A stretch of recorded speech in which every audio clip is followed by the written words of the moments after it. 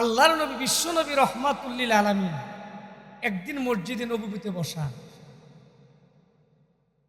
কিছু সাহাবী আসছেন, আল্লাহর নবী বিশ্ব নবী রহমাতুল্লিল আলামিন ডাক দিয়ে বলে, সাহাবীরা তোমরা কি জান্নাতি লোক দেখতে চাও? সাহাবীরা বলে, ইয়া রাসূলুল্লাহ ইয়া হাবিবাল্লাহ, মসজিদে নববীতে জান্নাতি লোক কিভাবে দেখবে? আল্লাহর নবী বিশ্ব নবী রহমাতুল্লিল আলামিন ডাক দিয়ে বলে, সাহাবীরা কিছুক্ষণের ভিতরে আমি তোমাদেরকে জান্নাতি লোক দেখাবো। এমনিতে একটা লোক মসজিদে নববীতে ঢুকলেন, বড় আলেম না, মুফতি না, মুহাদ্দিস না, হযরতে আবু বকর, ওমর, উসমান, আলী রাদিয়াল্লাহু তাআলা আনহু না, যিনি ঢুকলেন, যেই মাত্র ঢুকলেন আল্লাহর নবীকে, সাহাবীরা এদিকে তাকাও, ইয়া রাসূলুল্লাহ কি? এই যে দেখো জান্নাতি লোক।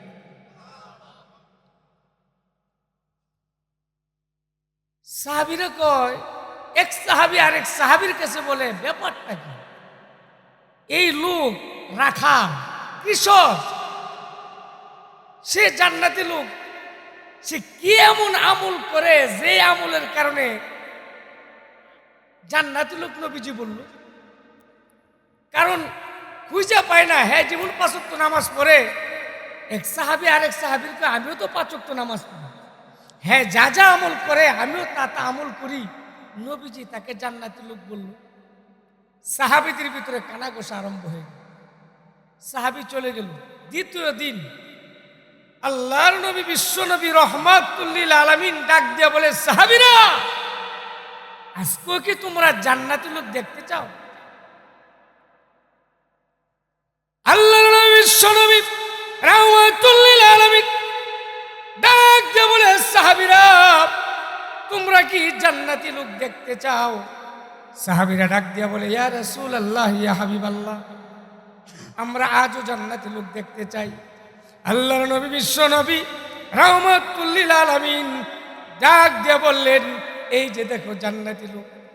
সাহাবীরা তাকায় দেখে, গতকালকে যেই লোকটাকে জান্নাতি লোক বলছে, আজকেও সেই লোকটাকে নবীজি জান্নাতি লোক বলে। সুবহানাল্লাহ। এক সাহাবী জিদ ধরলেন, ব্যাপার কি? 2 দিন একাধারে এই লোকটাকে জান্নাতি বলল।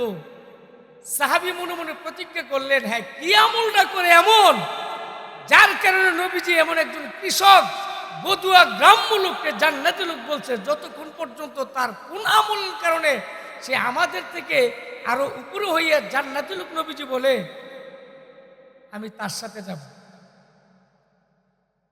সাহাবী একদিন গিয়ে বললেন, ভাই আজকে আপনার বাড়িতে আমি থাকতে চাই।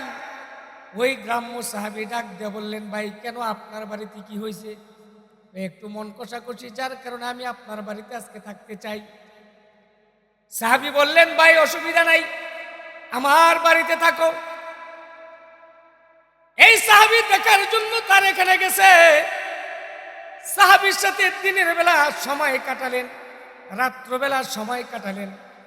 কাটানোর পরে 2 দিন থাকার পরে সাহাবী চলে আসতেছেন, কিন্তু রাত্রে দেখে, দিনও দেখে, কিন্তু এমন কোন আমল দেখে না যে আমল তাদের মধ্যে আছে তার মধ্যে নাই। উনি রাত্র দিনে দেখে অন্য অন্য সাহাবীদের মধ্যে যে আমল, এই সাহাবীর ভিতরে এই আমল, উনার ভিতরে ভাবনা, ব্যাপার কি? আমি যে আমল করি উনিও সে আমল করে, নবীজি উনাকে জান্নাতি লোক কেন বলল? পাইতেছে না। 2 দিন থাকার পরে চলে আসতেছেন, যে ভাই জায়গা যেটার জন্য আসছিলাম সেটা পাই নাই। সাহাবী ডাক দিয়ে বলে, ভাই কিসের জন্য আসছিলেন? আপনি পান না, ব্যাপারটা কি? এবার ডাক দিয়ে বলে, ভাই আল্লাহর নবী বিশ্ব নবী রহমাতুল্লিল আলামিন একাধারে 2 দিন তোমাকে জান্নাতি লোক বলল, কিন্তু 2টা দিন তোমার সাথে ঘুরে ঘুরে দেখলাম আমাদের যেই আমল তোমারও সেই আমল, এমন কোনো বেশি আমল দেখি নাই যে আমলের কারণে তুমি জান্নাতি লোক হইলা। কিন্তু আমি বুঝতে পারতেছি না নবী কি তোমাকে কি জন্য জান্নাতি লোক বলল?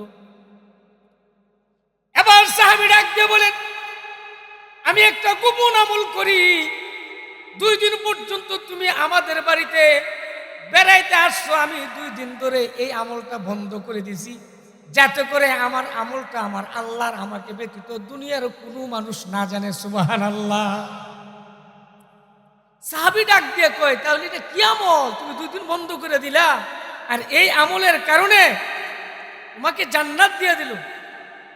এবার ডাক দিয়ে বলেন, আমি তো বেশি আমল করি না, একটা আমল করি। কি?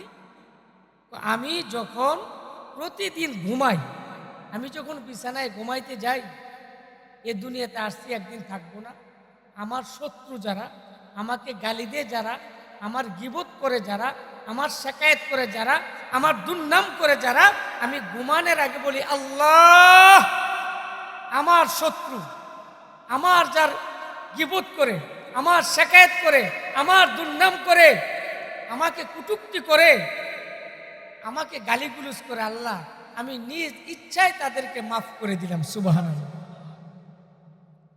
আল্লাহর নবী, বিশ্ব নবী রাহমাতুল লিল আলামিন হাদিস শরীফে বলে, যদি কোনো আল্লাহর বান্দা কোনো বান্দাকে মাফ করে দেয়, আমার আল্লাহ বলেন আমিও আমার বান্দাকে মাফ করে দেই। সুবহানাল্লাহ।